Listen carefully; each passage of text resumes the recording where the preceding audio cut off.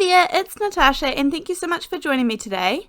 Today we are going to be creating a few things from scratch. Now I'm going to start off with my usual 4 1/4 by 5.5 inch card base, and I have a 4 by 5 1/4 inch card front here.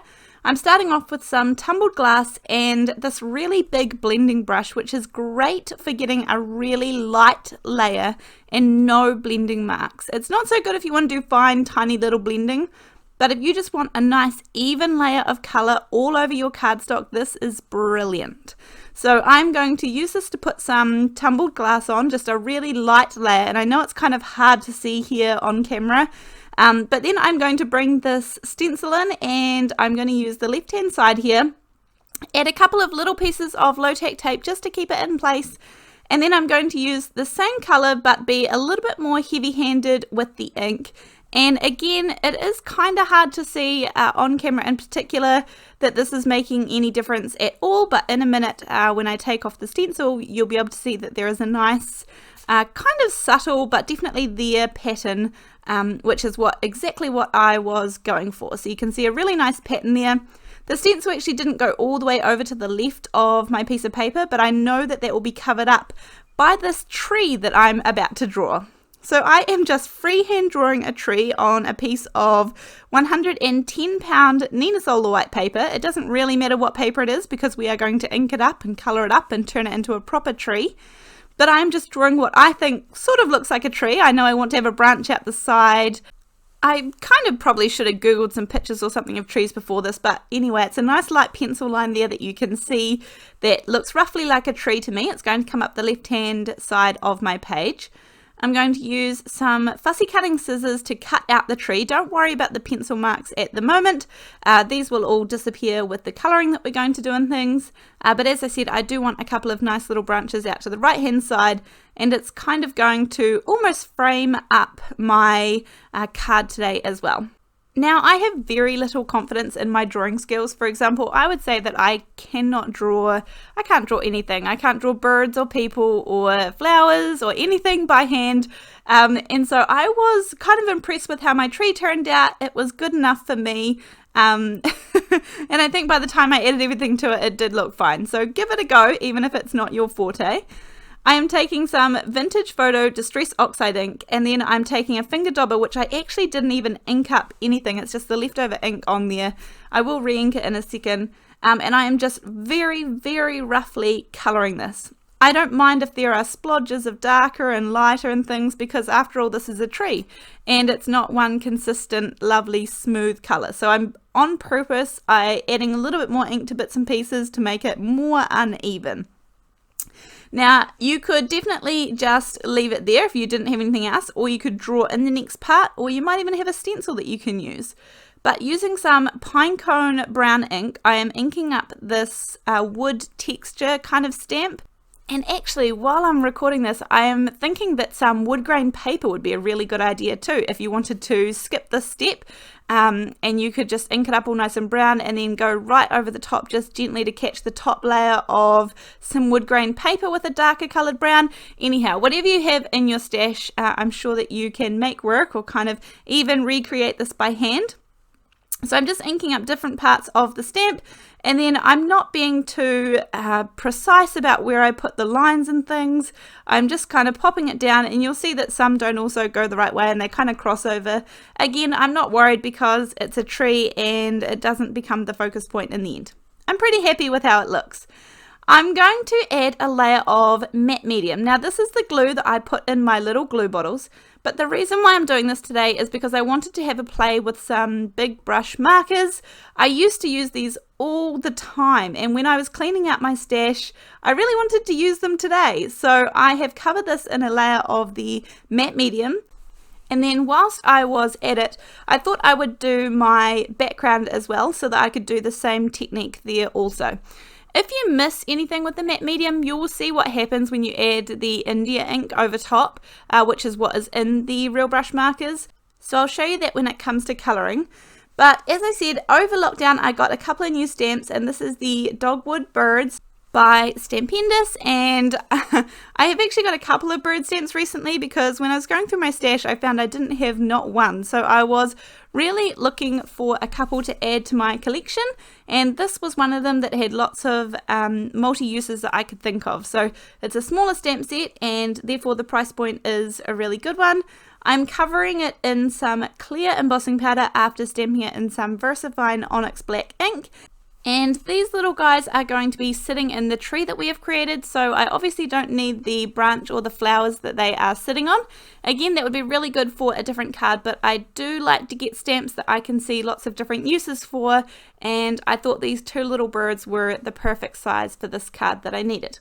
So I'm melting that using my heat gun, and then I'm getting out my little finger dauber storage case here, and I don't even use any inks. I don't get inks out, I just get out the finger daubers and use the residual ink that's left on them. And all I'm going to do is very simple, yellow up the top and some grey down the bottom. Nothing fancy, but you could definitely go to town and make these really gorgeous if that's your thing, if you're good at colouring. I certainly am not, so basic is good for me. So once I have can I call it coloured in? Coloured in these two little birds, I am going to fussy cut these out. Now, I don't know which order I'm releasing these videos in, but I did just talk about it in a different one where these are the newer Tim Holtz little mini Snips scissors. I did have his other ones, the paper cutting ones, the mini ones, which were really, really good for fussy cutting, but they had the serrated edge on one side, and if you didn't like that, you could turn the scissors kind of up the other way, upside down, and it would be fine. You could cut without that edge showing. But because I have lost mine, I decided to replace them with these other ones which don't have the serrated edges. So these are my new fussy cutting scissors, and they cut out those little birds gorgeously. They look super, super cute. Now I'm just going to quickly create a sentiment here, and I'm going to use this smaller happy birthday stamp here. Stamped it in some VersaFine Onyx black ink, dried it because that is a pigment ink and it stays wet a little bit longer. Then I'm going to do the same thing and add a little bit of matte medium just to go right over, and I will end up doing the same thing that I do with my background and my tree so that everything is kind of cohesive and coordinated. Here's the stamp set. I've showed this one in another video. It's the Peaceful Time one from Penny Black. Again, another really small stamp set, so it's got a good price point. And I decided to just hand cut this out with the larger scissors and create a little speech bubble that would be kind of coming from the bird, one bird to another. Was my idea in the beginning, but you will see how this card evolves and changes most definitely towards the end of the video. But I am just freehanding it. I didn't have a stamp or anything that I wanted to put around it, so I'm just cutting it out to the best of what I think looks okay. And then once I have done that, I am also going to do one more thing, and that is again using my finger daubers and just the ink that's left over on them. I'm getting a couple of different greens and adding it onto a scrap piece of paper, and I'm going to cut out some leaves, just a little few for the tree. Now you could probably skip this step, it's not super necessary, however the little pop of green does add something to the card, and it's quite a simple card even though we kind of created a lot of it from scratch. So I'm just using some scissors to freehand cut some tiny little leaves out of this scrap piece of paper here. So you might have a stamp or a die set that would do this even better, but I was just sort of doing it by hand and freehanding lots of things for this card. Once I've got my leaves, I'm going to pop them over to the side, and I've got my Faber-Castell big brush markers. I'm not even 100% sure if these are still available these days. I used to dabble in mixed media quite a lot, and so I often enjoyed them then. But all you need to do is add a little bit of ink down the side, and then I use my finger to smudge it. Those darker spots there are where I did not add matte medium, and that is why it's really important to make sure you add it all over your card. But if you don't have it somewhere, that's what will happen. It will just kind of turn dark and you won't be able to smudge it, and it will give you a few seconds to shift it around with your finger. So it does create really nice shadows and some sort of different variations in colour, and it's a really fun technique to do. It is permanent once dried, so you only have a few seconds to kind of smudge it around with your finger, and then once it's set, it's set. But yeah, really fun to do. So that's why I had these out today and was having fun having a good play with them. So I'm adding brown obviously onto the tree, and again, no rhyme or reason as to where I'm really putting it because I don't really know where it should be, but this is just what I think. And again, some of it will get covered up, so it doesn't matter. I'm also going to do the same with my little sentiment here that I created, and I added some kind of pinky purple color around the edge there and just smudged it a little bit. But again, you'll see what happens to this in a little bit. Once I have finished all of that, it's just time to start putting it all together. So as I said, my tree is going to go up the left hand side of my page, and I'm just going to use the same matte medium that I used a paintbrush to pop on top. That is my go-to glue. I love this glue. I have a video on my channel about how I get it into these little glue bottles, and I really find it a good glue. I've used the Nuvo one, which is also a really good glue, and I really like it, but it's just a lot runnier, and that's one thing that I find a little bit tricky about controlling it, whereas the matte medium is a little bit firmer, and so that's what I've definitely settled on as my go-to glue. I've popped my tree on, and then I do need to cut off the edge pieces. I always knew that it was a little bit bigger than my panel, but it's always good to be a little bit bigger than a little bit too small. So I will just trim off all of those nice edge pieces, and then I'm going to pop a couple of my little birdies up on some foam squares.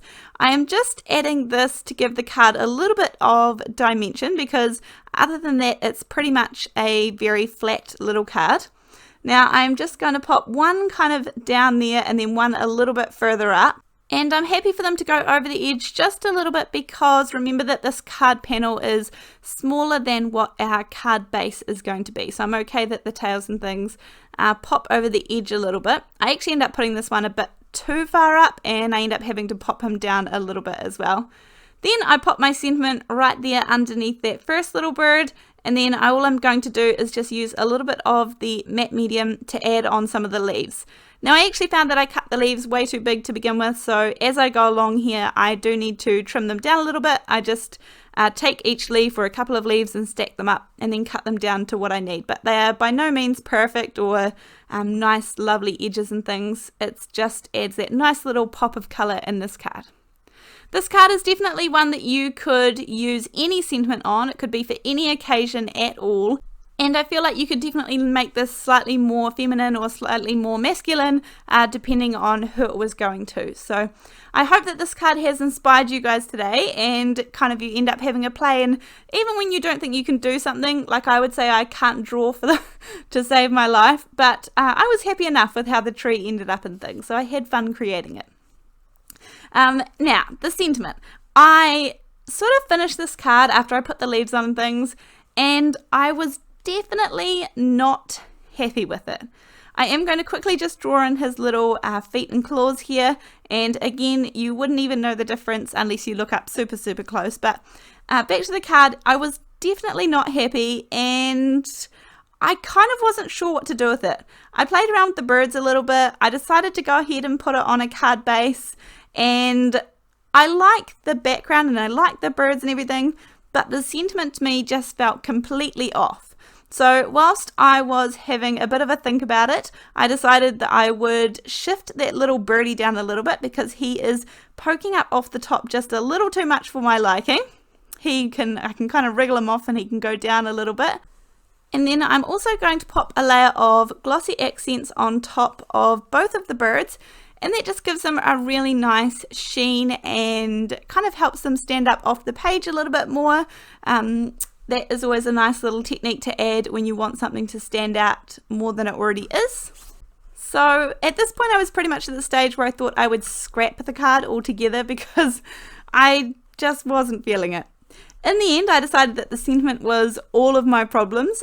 To help release the adhesive from the foam squares, I use my heat gun and just heat it up kind of gently, and that helps the adhesive come off without ripping my page from underneath.